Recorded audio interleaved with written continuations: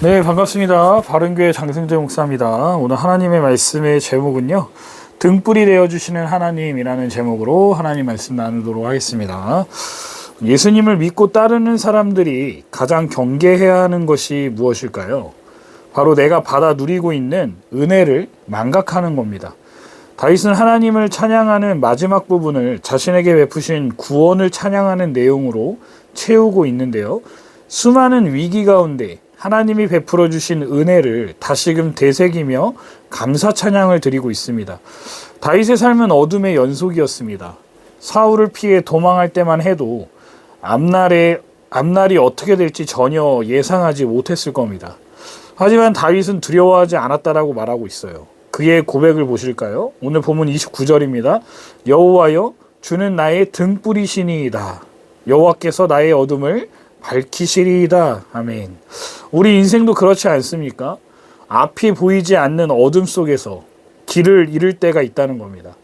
그러나 다윗은 하나님을 의지했기에 두려워하지 않았고 오직 말씀에 순종함으로 모든 장벽을 뛰어넘었다고 29절부터 31절까지 고백하고 있다는 거예요.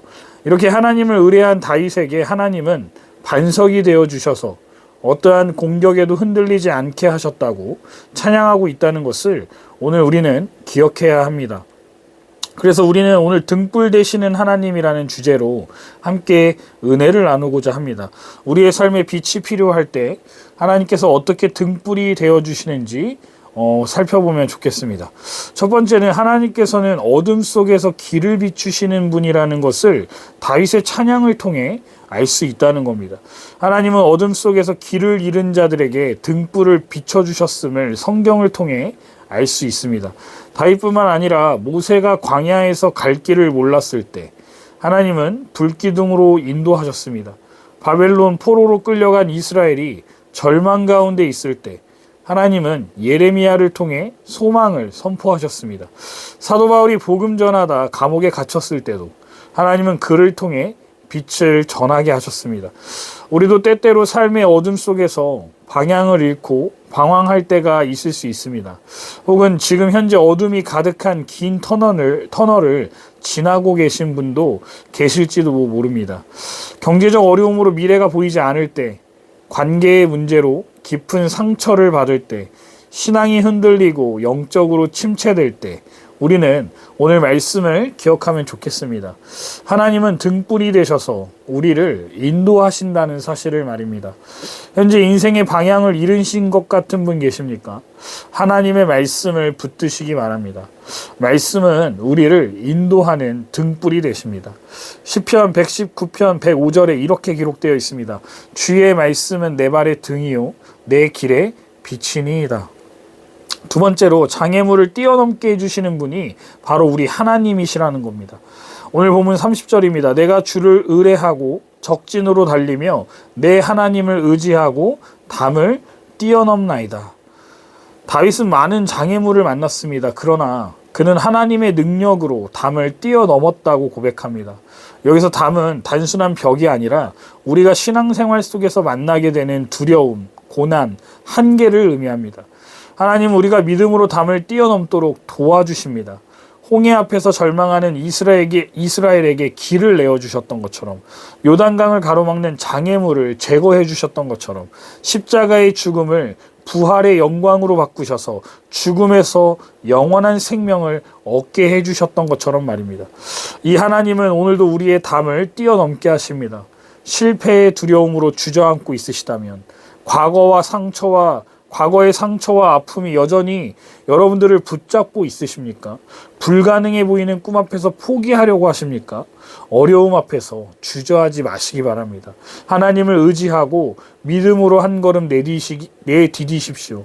하나님께서 함께 하시며 우리가 감당할 힘을 주실 것입니다. 물론 이 과정이 순탄하지만은 않으실 거라는 걸 압니다.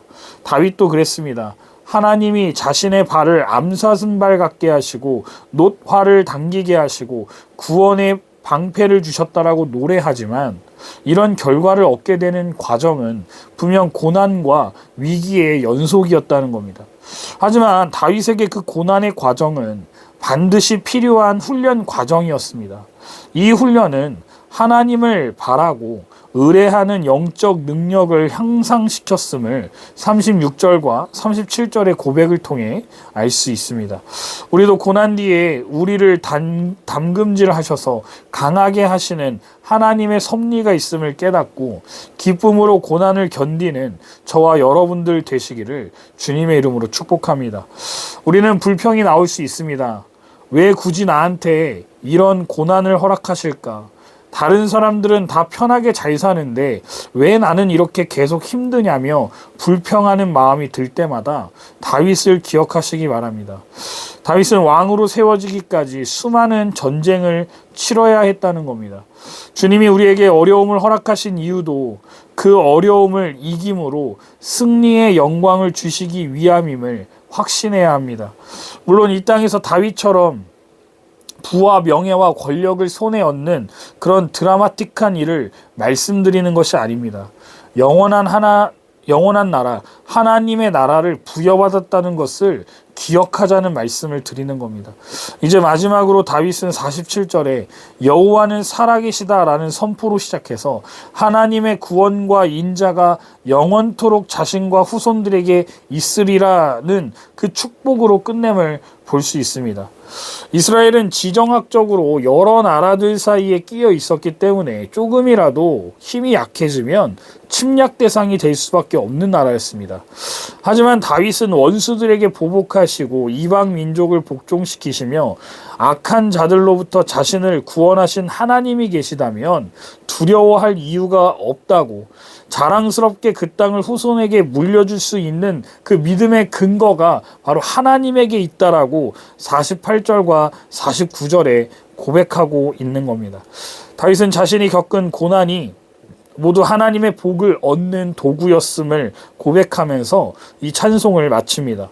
다윗의 노래처럼 우리가 후대에 물려주어야 할 가장 중요한 것은 무엇일까요? 어려움을 당하더라도 하나님을 의지함으로 승리하는 신앙이라는 것을 다윗의 찬양을 통해 배우고 깨달았으면 좋겠습니다. 마지막으로 등불을 들고 나아가는 삶이 되시기를 바랍니다. 인생을 살다 보면 생각지도 못한 어려운 일들을 겪게 될 겁니다. 그때가 하나님을 깊이 체험할 수 있는 기회라는 것을 잊지 마시기 바랍니다.